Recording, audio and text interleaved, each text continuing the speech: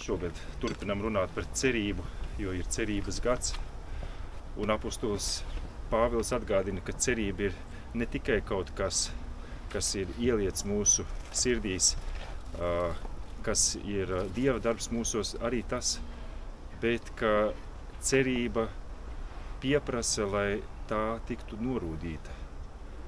Tā pieprasa, šeit tulkots, rūdījumu, grieķu valodā raksturu, lai mūsu cerība mūs nepamestu kaunā, mums ir jāmaina, jeb tam, ko mēs dzīvē piedzīvojam, ir jāveido mūsu raksturs. Un tāda cerība, kur ir pārbaudīta, tāda nepamet kaunā. Kāds ir mūsu raksturs?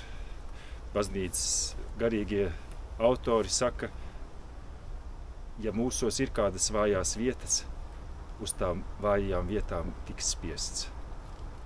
Un tā sūce būs tur, kur tā siena ir visplānākā, kur ir vislielākās šķirbes.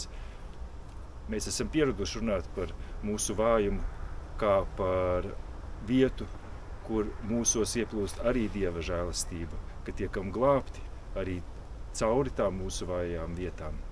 Bet neaizmirsīsim, ka ir arī kādi fiziskie, jeb garīgie likumi, ka ja mums ir šās mūsu rakstura vājās vietas, tas nenozīmē, ka mēs varam teikt, es tāds vienkārši esmu, tāds es esmu.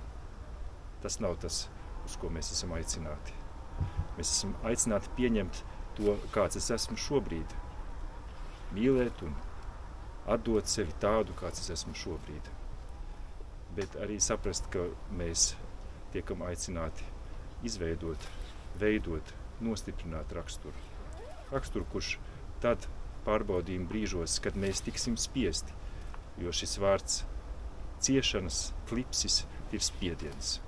Tad, kad mēs spiediena brīdī vairs nereaģēsim tā kā līdz šim, spiediena brīdī mēs būsim gatavi un spējīgi izturēt, tad mūsu cerība tiešām mūs nepametīs kaunā.